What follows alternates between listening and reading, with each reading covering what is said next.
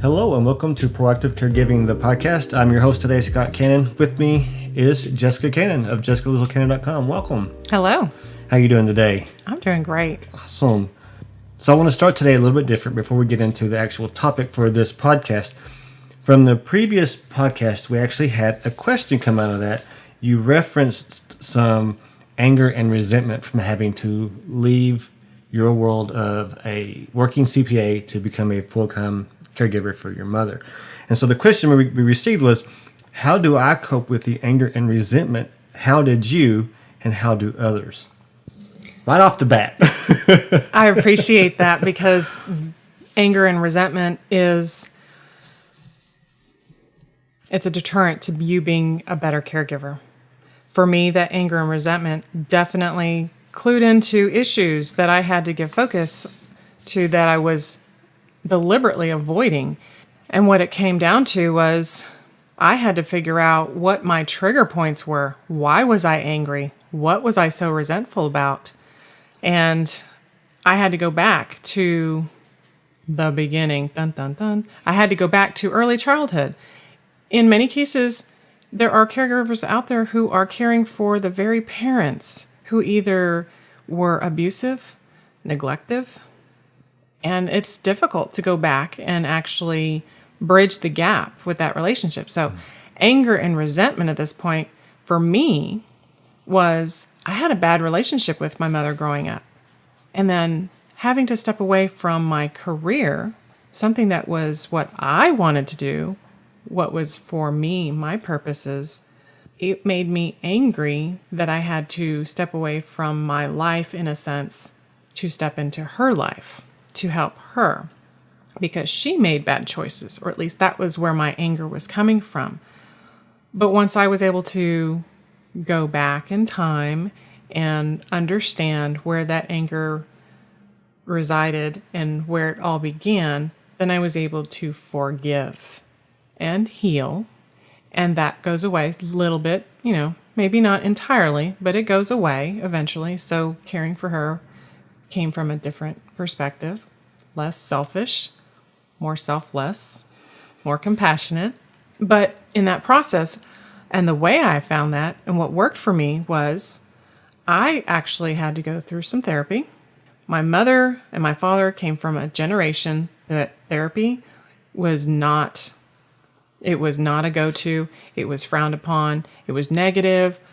It was a sign of weakness. But for me, that absolutely helps. And I encourage you to go get therapy. Find your therapist that works for you. You may have to have a second opinion in that case. But another thing is, in addition to the therapy, I joined a local support group. And so if you can take the time to, you can go online, depending on what form of dementia your loved one is coping with or what type of care you are providing,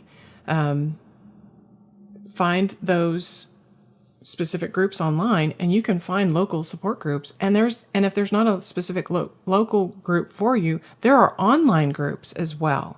And so finding those outlets and getting to the source of it, down to the nitty-gritty, the bottom line, that's going to help you overall. Wow. Thank you. Thank you very much. So I know that was a big question right out of the gates. So now I want to jump into today's topic. So last time we learned about this upcoming book you have, Proactive Caregiving, and the Caregiver's Trinity. And the first point of that is the Boomerang Affect. And that's what I want to talk about today, is this Boomerang Affect. Why a boomerang? Where does this come from, and what does that mean? Right. The Boomerang Affect, as I came through my own understanding of anger and resentment, I understood there is a boomerang that is thrown out there early in life, and it comes back to us. The boomerang that I'm referring to in this case is more so a reference to the golden rule. Do unto others as you would have done unto you. But in this case, it's what goes around comes around, and it comes from that karmic sense. And so we learn it as children on how we treat others, and then we forget it as we become older adults in life, work and families, that we forget how to care for ourselves. And so by not caring for ourselves, that kind of creates that scenario that opens us up to our own issues of having to deal with dementia. So what is dementia? Is it a disease? Is it deterioration? I've heard both. And there's a reason for that, because when the little bit of understanding that we have with dementia, we're now forced to understand it because it is becoming more and more of this growing epidemic on how our society is aging. If you think about disease, the word disease, I mean, it's more concerned with a disorder of structure or function. But see, disease is something that's related to a human, an animal, a plant, and it's related to specific signs or symptoms that affects a certain location. And in this case, this location is of the human brain.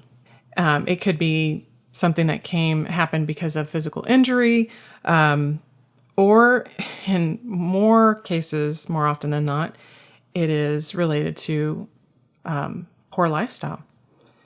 But if you look at it in terms of deterioration, again, according to the dictionary, deterioration is the process of becoming progressively worse.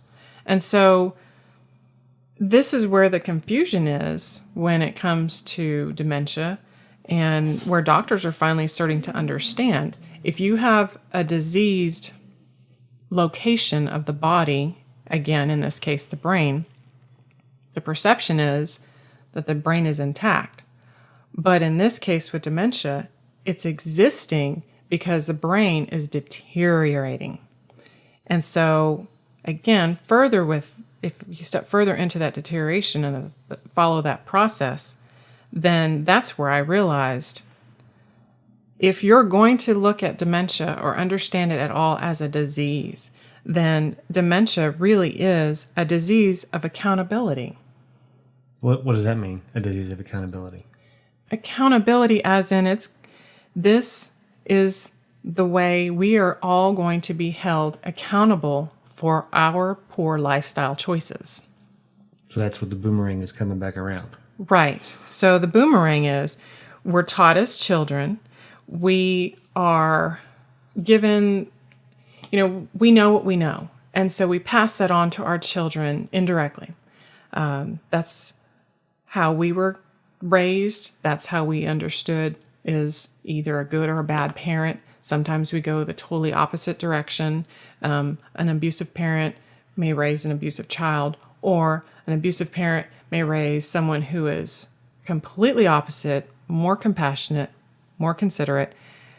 But either way, some of the habits we learn from them are passed down and we teach our own children. And so that boomerang keeps going back out further and further. And where that boomerang comes back to us is when we begin our own aging process. Those bad habits come back to us because the bad habits cause our deterioration in the first place. Bad habits being poor diet, lack of exercise, stuff of that nature. Yes, but in addition to the bad habits in that respect, you also have to consider the coping mechanisms. Because, like I said, as my parents, their generation were so adverse to having gone through a process of therapy, psychotherapy, because that's what they saw it as. Mm-hmm. You're crazy or you're weak, and so they avoided therapy at all costs. So they didn't have the proper coping mechanisms. And for my mother, her way of coping in life was food, bad food. For my father, his coping may have been alcohol. And so we do that in our society. Instead of coping, we learn, you see your parents drinking and smoking, or your parents maybe abusing drugs. And depending on their effects, you either learn it's okay because they did it, or you learn the negative effects it had on them, so you learn not to do them. But that boomerang it's launched out there and it comes back to us. And the way it comes back to us, we are opened up to what eventually becomes depression. And that depression leads to dementia. Okay, so how do we stop from launching the boomerang? How do we stop from throwing it in the first place? The way I've learned to stop throwing that boomerang is by stopping to learn the cause and effect of our actions. Stopping to learn what I was raised with isn't necessarily how I need to be living by. I understand they did the best they could with what they had, and I'm doing the best I can with what I have. But luckily for me, I have a lot more information at my fingertips now than they did. So in that vein, what do we say to the single parent who is rushing from work to pick up their child, and then they have to get to the soccer field, and then they have to get to the dance recital, and the only thing they can really do is run through that fast food restaurant? Okay, how does that person stop some of those cycles? How do they develop better habits when Well, there's just so many hours in the day? right, there are so many hours, but you have to be very selective of what you're going to do with those hours and where you're going to spend that time. And if you're spending your time going from work to soccer practice, and from soccer practice you skip the dinner table because they have to get home and bathed and homework and start the next routine all over again the next day. So you have to find that point in life where you can interject, where you can substitute some of those habits, change them up bit by bit, one thing at a time. You can do something as simple as prepping meals in advance, snacks, so that you're on the go, but you have something with you to avoid running through that fast food line. Okay. No, that's good stuff. It's just I know that's usually one of the first things you hear about is it's so much easier and more affordable to buy 5 hamburgers for $5 for 5 kids instead of spending $50 for all that organic healthy produce to make the dinners and stuff. It's an obstacle for a lot of people. It is. And that's where the cause and effect and stopping to learn comes in, because when you learn how your body processes food and what your body needs, you will no longer go through those fast food lines. You will no longer purchase the sodas and the high sugary foods. And it's something that when we're in that high stress environment, we tend to crave it more. Well, we crave it more because it's that whole cyclical thing. I found myself saying whenever I was in those high stress moments that I needed that comfort food because that was going to make me feel better. But in the long run, it made me feel worse because that comfort food didn't give me what my body needed. I was more tired. I was more irritable. I gained weight, which made me a little bit more depressed. And it didn't make me want to exercise. And the boomerang keeps flying around and around and around. So I want to bring up something you mentioned in conversation last week about parents. You said that a parent is a caregiver. Now, often we don't associate being a parent with a caregiver in the traditional sense of the term caregiver. Right. Can you elaborate on that? Because that was kind of an eye-opener for me as well. Absolutely. When we say caregiver, we often think about someone caring for someone who is sick or unable to care for themselves. But we forget that as parents, we are caregivers. Just because they're your biological children or even your adopted children doesn't mean you're not a caregiver. You're providing care to someone who needs it. You're providing care to someone who cannot care for themselves in a certain way, whether it's their maturity level or their necessities. You're still a caregiver at that level, and you're most likely giving all of your focus, your attention, your emotional, physical, mental resources to your care recipient, and you're forgetting about yourself, and you're not giving yourself what you need. Yeah. It was just crazy because when you think, like I said, you think caregiver, you think someone with an illness or someone with some sort of disease or condition. But yeah, your kids are still providing care. Yeah. It was interesting. I wanted to bring it up again. So thank you for that. Something else I want to come back to, you said it earlier in this podcast and as well last time, was stepping into their world. So can you tell us what that means and what that looks like to step into their world? Right. What I was doing in the beginning was trying to fit my mother into my schedule. So I was trying to bring her into my world. I was working more than full time and still trying to manage household responsibilities or balance work life with family. And so I was bringing her into my domain, trying to fit what worked for my routine, my schedules, my purposes. And that was stressing her out. So when I realized that's what was happening for her on her end, I had to find ways to step into her world. Instead of doing, like when I was still working full time, I was trying to take lunch breaks to step in and check in on her, bring her food. So then I know what you ate, I know when you ate. And then after work, I was trying to do the same. Go back and check in on her again a few hours later, see where she was at. Again, making sure she had dinner, making sure she got up from the couch, that she had some time to step outside and get some fresh air with me or something to that effect. And so that was stressful to me because I was trying to balance everything. And those small hours here and there was not enough to actually see what was happening to her or what she was actually needing.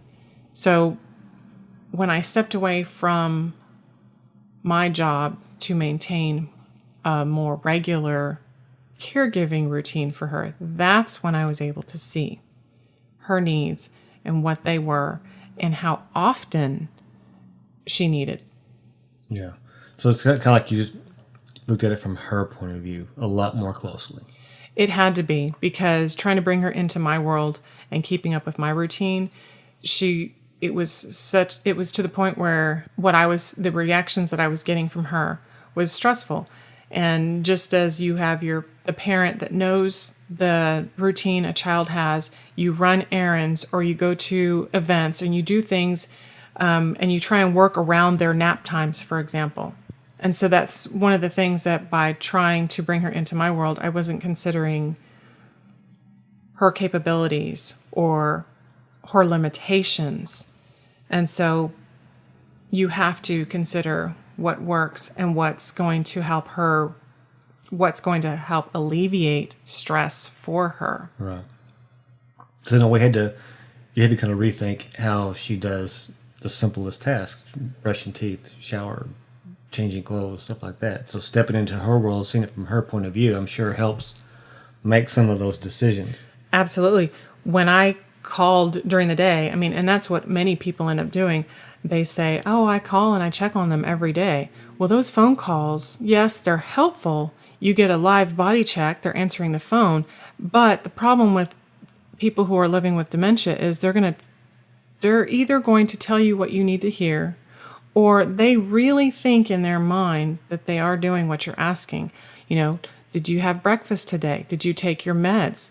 Did you have lunch? Did you let the dog out? Did you feed the dog? Did you take a shower? Did you brush your teeth? You can ask all these questions on the phone and they're going to tell you, yes, I did. I sure did. I'm doing what I need to do. I'm a grown adult. Leave me alone. You're going to get these responses from them, but until you step into their world, figuratively and literally go to their physical residence and go see them, get eyes on them, or if you can't because your loved one lives out of state, out of town, however that works, you have to find someone who gets there and checks on them, because then they will see. And that's what happened for me. Yeah. When I finally started stepping into her world, then I could see how much was she eating, when was she eating, what was she eating. Was she sleeping? Was she changing clothes? Was she keeping up with hygiene? And a lot of the stuff that she was telling me, yes, she was in fact not. And that's when it sounds like you caught the boomerang and put it down. Exactly. Wow. That's awesome. So the boomerang effect has come full circle for us here today. That's really good stuff. I appreciate it. And as we said earlier, the boomerang effect is only the first of the 3 points of the caregiver's trinity. And so in the next episode of the podcast, we're actually going to kick off a 4-part series on the second part of the Trinity, which is lifestyle. So I would encourage you all to make sure you go over to jessicalizelcannon.com, hit that subscribe button so that you are one of the first to know when those episodes are released. You can also, from that website, you can ask questions on how she's dealt with stuff, resources. I'm sure you have all kinds of material just ready to go for people who have questions. I do. So yeah, reach out to her on that site, share your stories, ask your questions, and subscribe to the links there to be the first to hear the new podcast when they're ready. Jessica, thank you so much for the Boomerang Effect. We look forward to hearing about lifestyle. Thank you.